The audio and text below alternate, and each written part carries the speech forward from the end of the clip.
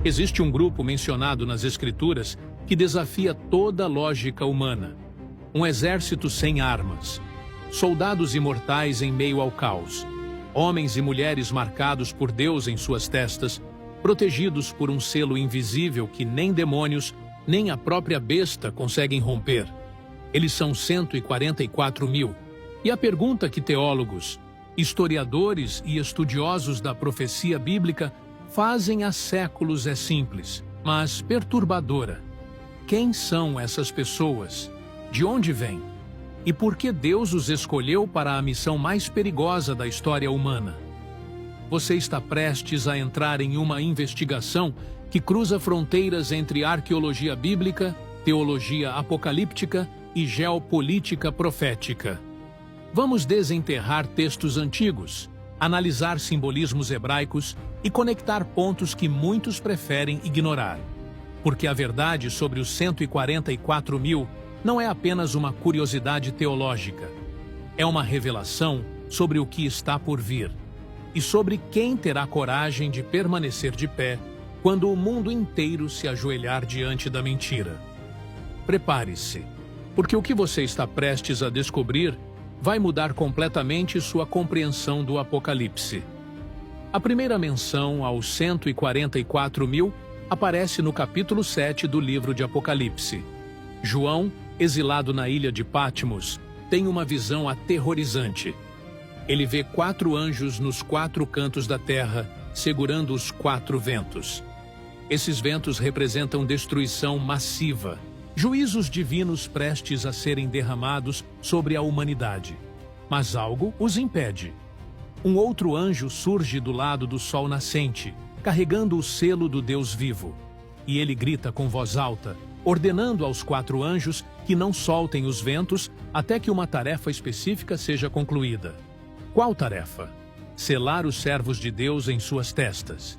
Isso não é poético, não é metáfora vazia. É uma operação militar espiritual. Deus está preparando um destacamento especial para sobreviver ao que vem a seguir. E o número é exato: 144 mil. 12 mil de cada uma das 12 tribos de Israel. Agora, aqui começam as polêmicas. Quem são essas pessoas? A interpretação mais direta, mais literal, é que são judeus étnicos, descendentes biológicos das tribos de Israel que, no fim dos tempos, reconhecerão Jesus como Messias e serão comissionados para uma missão evangelística sob condições impossíveis. Essa é a visão defendida por teólogos dispensacionalistas, por estudiosos como John MacArthur, Tim LaHaye e muitos outros que seguem a linha futurista do Apocalipse. Mas existe outra corrente. Grupos que defendem que os 144 mil são simbólicos, que representam a igreja completa, o Israel espiritual, todos os crentes de todas as eras. Essa interpretação. Deixe-me reformular isso. Essa interpretação tem seus méritos, especialmente quando olhamos para o uso simbólico de números em Apocalipse. O problema é que ela ignora detalhes cruciais do texto.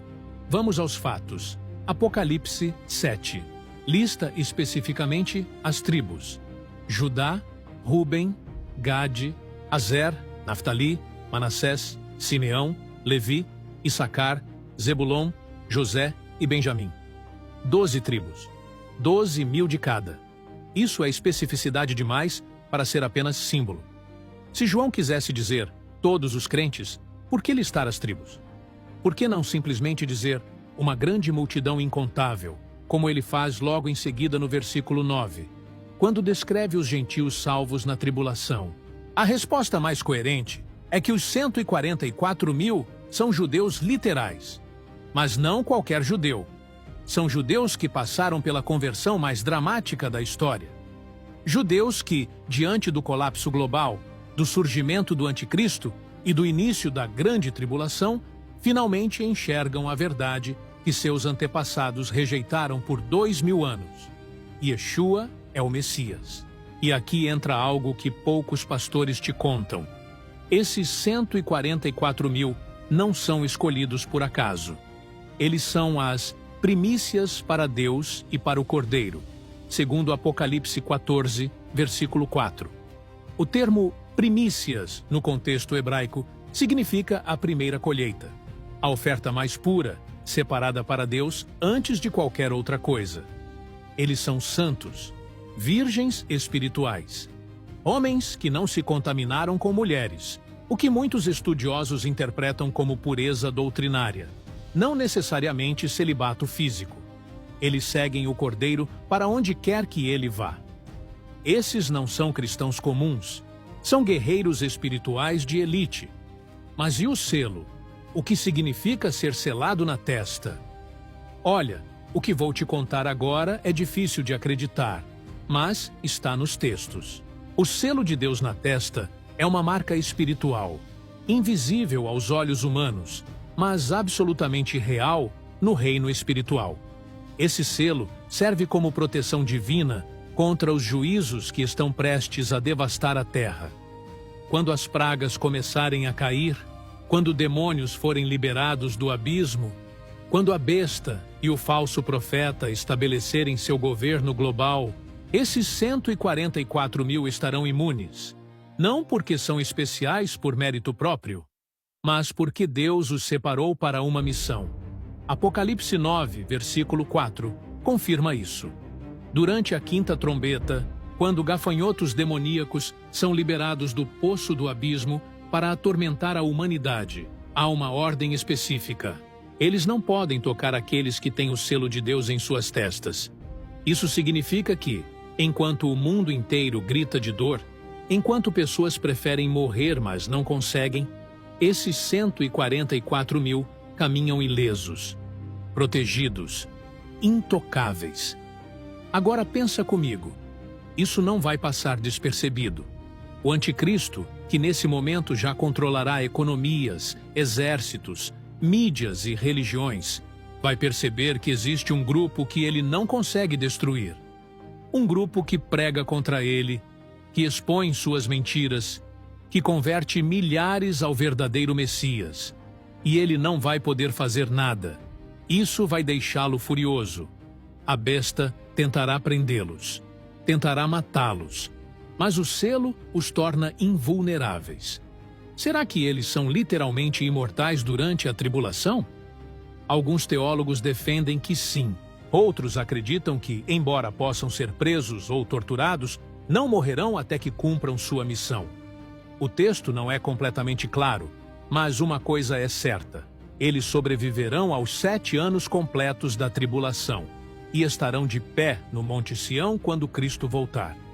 Agora, vamos falar da missão deles. Porque ser selado não é privilégio, é responsabilidade.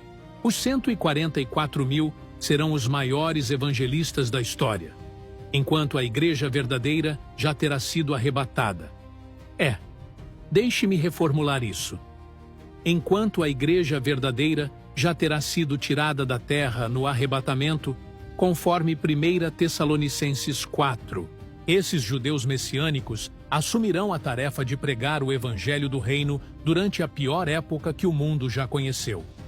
Mateus 24, versículo 14 diz: "E este evangelho do reino será pregado em todo o mundo como testemunho a todas as nações, e então virá o fim." Quem fará isso? A igreja estará no céu.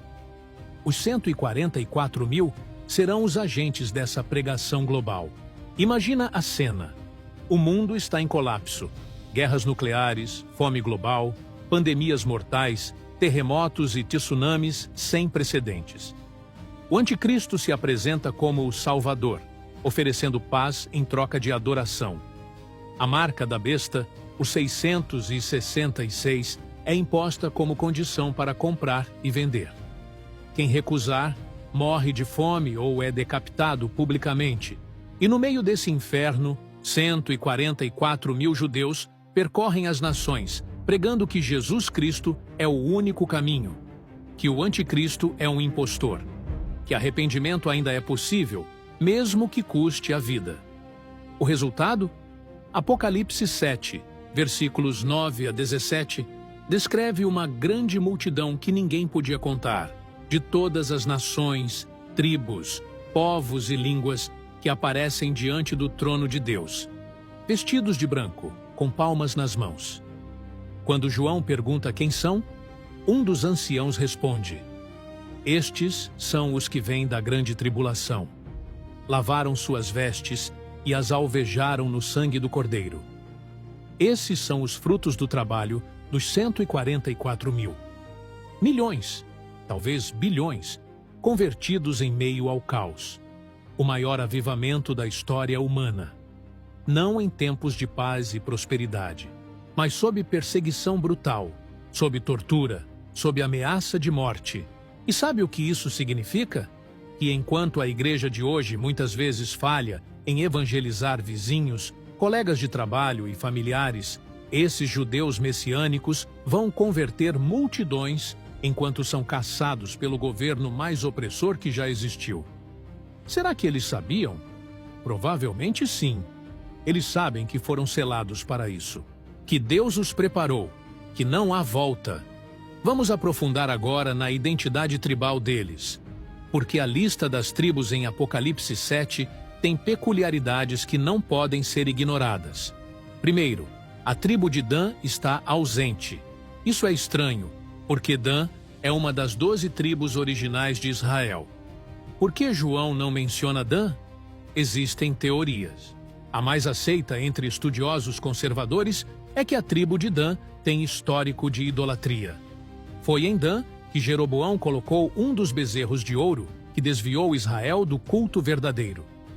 Além disso, há uma profecia em Gênesis 49, versículo 17, onde Jacó chama Dan de serpente junto ao caminho. Alguns interpretam isso como uma referência profética ao fato de que o anticristo pode ter origem na tribo de Dan.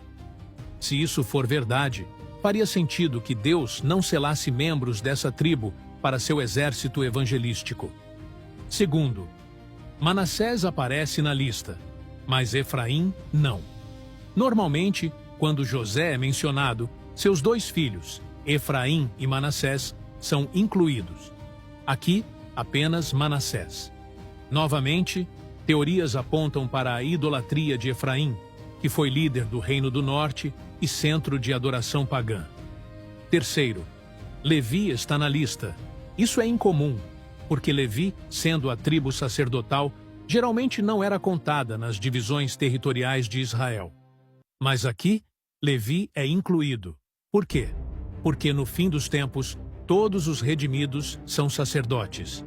Apocalipse 1, versículo 6 confirma: Cristo nos fez reis e sacerdotes para Deus. Levi representa o sacerdócio restaurado de Israel. Essas não são coincidências. São marcas de autenticidade profética. João não inventou essa lista. Ele registrou exatamente o que viu na visão. Agora, a parte que muitos têm medo de ensinar. O confronto entre os 144 mil e o anticristo. Apocalipse 13 nos dá o perfil da besta. Um líder mundial carismático que sobrevive a uma ferida mortal, que faz sinais e maravilhas, que engana o mundo inteiro. Ele exige adoração, e quem não se curvar diante da imagem da besta será morto. A pergunta é: o que acontece quando ele encontra pessoas que não pode matar? Isso vai criar uma crise teológica dentro do sistema dele. O anticristo se apresentará como Deus.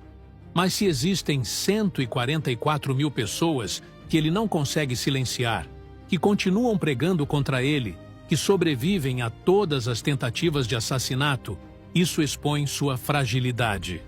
Alguns teóricos proféticos sugerem que o anticristo tentará desacreditar os 144 mil, acusando-os de terrorismo, de fanatismo, de serem uma ameaça à paz global.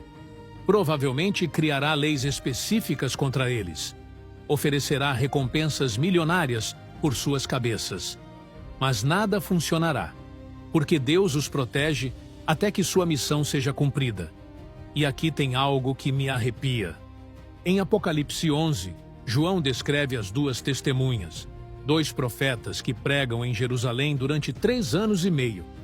Eles têm poder para fechar o céu, transformar águas em sangue, trazer pragas sobre a terra. E o texto diz claramente: se alguém tentar feri-las, fogo sairá da boca delas e devorará seus inimigos. Essas testemunhas são imortais até o momento exato em que Deus permite que sejam mortas. Será que os 144.000 têm poder semelhante? O texto não especifica, mas é possível. Se são as primícias, se são selados por Deus, se seguem o Cordeiro para onde quer que ele vá, não seria surpresa que também operassem sinais. Afinal, Joel 2, versículos 28 a 32, profetiza que, nos últimos dias, Deus derramará seu Espírito sobre toda a carne, e jovens terão visões, anciãos terão sonhos, e haverá prodígios no céu e na terra. Os 144.000 serão os instrumentos desse derramamento final. E então, chegamos ao clímax. Apocalipse 14, versículos 1 a 5. João vê o Cordeiro de pé sobre o Monte Sião, e com ele 144.000, tendo o nome do Cordeiro e o nome do Pai escritos em suas testas. Eles cantam um cântico novo diante do trono, um cântico que ninguém mais pode aprender. Apenas eles. Essa cena é vitória, missão cumprida. Eles atravessaram a tribulação, enfrentaram a besta, converteram milhões e agora estão diante do Rei, cantando o hino dos vencedores. Mas o que é esse cântico? Por que só eles podem cantá-lo? Porque é o cântico da experiência. Só quem passou pela fornalha mais intensa da história pode entender.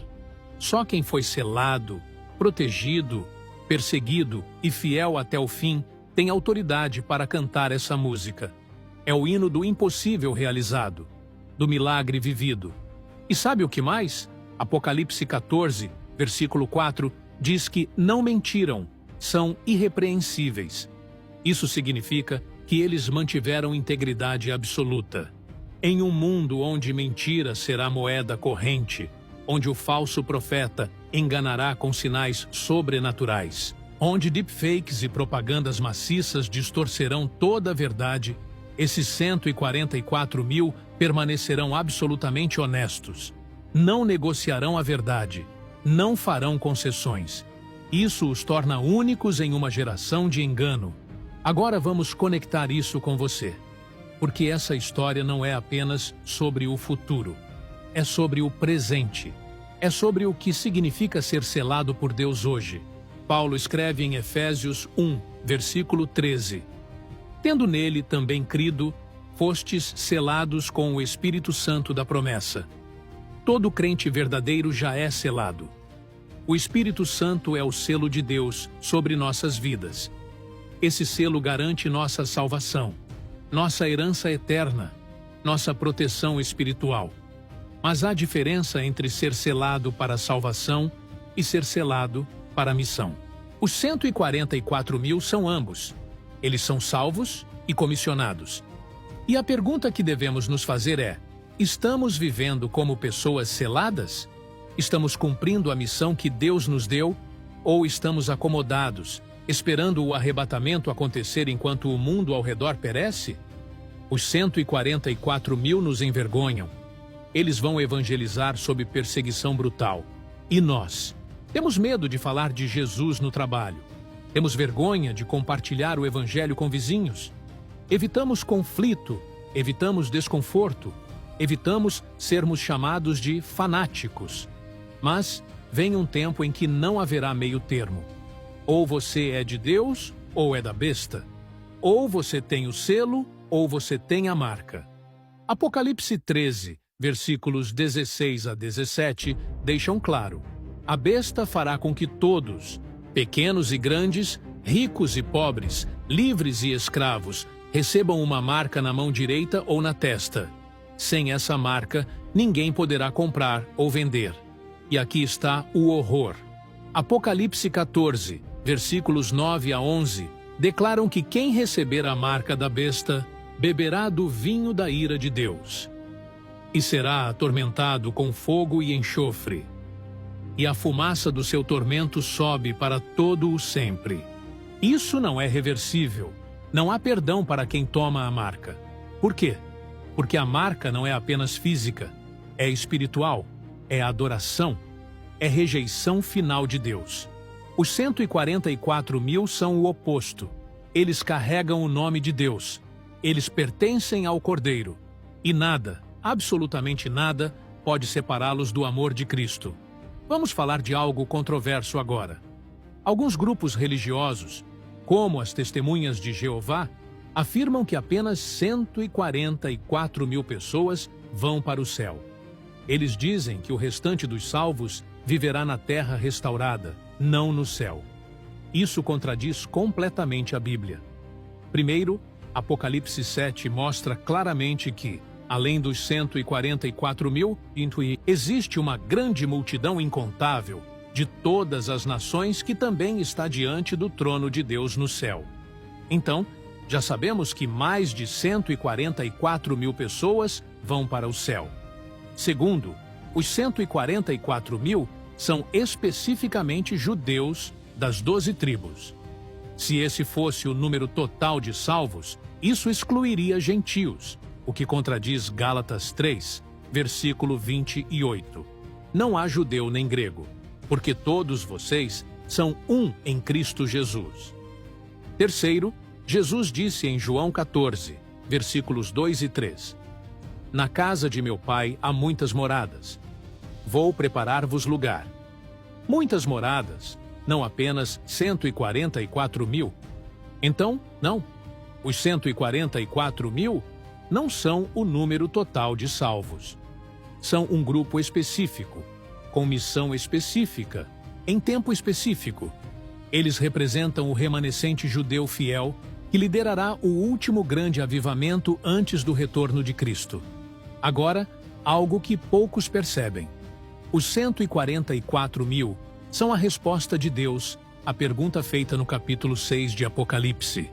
Quando o sexto selo é aberto, e o céu se recolhe como um pergaminho, e as estrelas caem, e os reis da terra se escondem nas cavernas, eles gritam: Caí sobre nós e escondei-nos da face daquele que está assentado sobre o trono e da ira do Cordeiro. Porque chegou o grande dia da sua ira. E quem poderá subsistir? Quem poderá subsistir? Os 144.000. Eles são a prova de que, mesmo no dia da ira, Deus preserva os seus. Mesmo quando o mundo inteiro entra em colapso, Deus tem um remanescente. Sempre teve, sempre terá. Em Elias, quando o profeta pensava que era o único fiel restante, Deus revelou que havia 7.000 que não dobraram joelhos a Baal. No dilúvio, 8 pessoas foram salvas. Em Sodoma e Gomorra, Ló e suas filhas escaparam. Na tribulação, 144.000 serão preservados. Deus não abandona seu povo. Nunca abandonou. Nunca abandonará. E, finalmente, chegamos ao propósito dessa investigação toda. Por que importa saber quem são os 144.000? Porque eles nos mostram como Deus opera. Eles revelam seu plano. Eles expõem a mentira do inimigo. Satanás quer que acreditemos que ele venceu, que a humanidade está perdida, que não há esperança. Mas Deus sempre tem um remanescente. Sempre tem um plano. Sempre preserva os seus para cumprir seus propósitos. Os 144.000 também nos desafiam. Eles não serão pessoas perfeitas. Serão judeus que, por 2.000 anos, rejeitaram Jesus. Mas quando virem a verdade, quando o véu for removido, quando finalmente entenderem que o Messias que esperavam já veio e está voltando, eles se renderão completamente. E Deus os usará poderosamente. Se Deus pode transformar perseguidores em pregadores, se pode converter Saulo em Paulo, se pode usar um assassino como Moisés e um adúltero como Davi, então pode usar você. Pode usar qualquer um que se arrependa, que creia, que se entregue. O selo de Deus não está reservado apenas para os 144.000. Está disponível para todo aquele que confiar em Cristo. E quando você é selado pelo Espírito Santo, nada pode arrancar você da mão de Deus. Romanos 8, versículos 38 e 39. Nem a morte, nem a vida, nem os anjos, nem os principados, nem as coisas presentes, nem as futuras, nem os poderes, nem a altura, nem a profundidade, nem qualquer outra criatura poderá nos separar do amor de Deus que está em Cristo Jesus, nosso Senhor. Essa é a promessa. Essa é a segurança. Essa é a esperança. Mas deixe-me ser direto. Se você ainda não entregou sua vida a Cristo, se ainda não foi selado pelo Espírito Santo, o tempo está se esgotando. Não sabemos quando o arrebatamento acontecerá.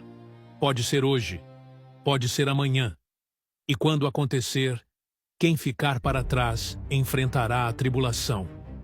Você quer estar aqui quando a besta subir ao poder, quando a marca for imposta, quando o mundo entrar em guerra nuclear, quando demônios forem liberados do abismo, quando o sol queimar os homens com calor intenso, quando as águas se transformarem em sangue. Os 144.000 sobreviverão, porque serão selados especialmente para isso. Mas você? Você tem essa garantia? Porque se você recusar Cristo agora e ficar para trás, suas opções serão aceitar a marca da besta e ser condenado eternamente, ou recusar a marca e ser decapitado. Apocalipse 20, versículo 4, descreve as almas dos que foram degolados por causa do testemunho de Jesus e da palavra de Deus, e que não adoraram a besta nem a sua imagem, e não receberam a marca. Isso significa que haverá salvação durante a tribulação, mas será através de martírio. Você terá que morrer por sua fé, literalmente. Então, por que esperar? Por que arriscar? Aceita Cristo hoje, enquanto ainda há graça, enquanto ainda há tempo. Olha, o que estou prestes a dizer pode soar duro, mas é a verdade. A igreja de hoje está morna. Apocalipse 3, versículos 15 e 16, descrevem a igreja de Laodiceia. Conheço as tuas obras, que nem és frio, nem quente. Assim, porque és morno, e não és frio, nem quente, vomitar-te-ei da minha boca. Isso não é uma ameaça vazia, é uma advertência real. Existem milhões de pessoas sentadas em bancos de igreja que nunca nasceram de novo, que nunca se arrependeram verdadeiramente, que acham que são salvas porque frequentam cultos, porque foram batizadas quando crianças, porque suas famílias são cristãs. Mas salvação não é herança genética, não é tradição religiosa, é relacionamento pessoal com Jesus Cristo, é arrependimento genuíno, é fé ativa, é transformação radical. Os 144.000 não serão cristãos nominais. Serão crentes fervorosos, dispostos a morrer por aquilo que pregam, dispostos a perder tudo para ganhar a Cristo. E a pergunta é: você está disposto?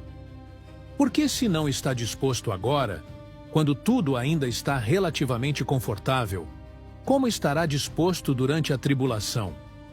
Chegamos ao final dessa investigação, e a conclusão é clara. Os 144.000 não são um mistério indecifrável. São judeus literais, de tribos específicas, selados por Deus durante a tribulação para evangelizar o mundo. Eles são imortais até que cumpram sua missão. Eles converterão milhões. Eles enfrentarão a besta e vencerão. E no final, estarão de pé no Monte Sião, cantando o Cântico dos Redimidos. Mas o que isso significa para você? Significa que, se Deus pode preservar 144.000 em meio à pior tribulação da história, Ele pode preservar você em qualquer situação que esteja enfrentando.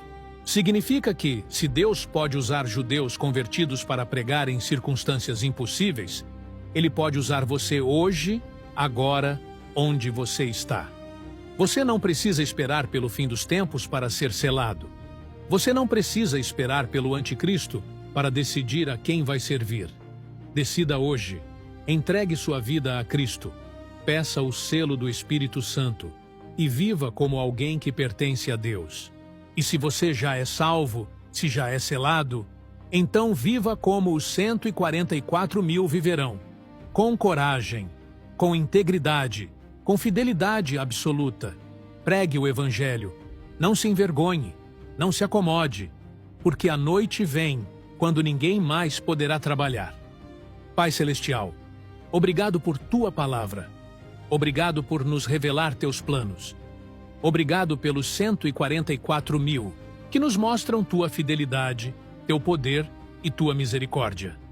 Senhor, pedimos que nos seles com Teu Espírito Santo, que nos protejas do mal, que nos uses para a Tua glória. Dá-nos a coragem que esses 144 mil terão. Dá-nos a fidelidade que eles demonstrarão. E se o tempo da tribulação chegar antes do arrebatamento, se formos chamados a sofrer por Teu nome, que sejamos fiéis até a morte. Mas, Senhor, nossa esperança é que venhas logo, que nos leves para casa antes que a ira seja derramada. Maranata, vem, Senhor Jesus. Amém.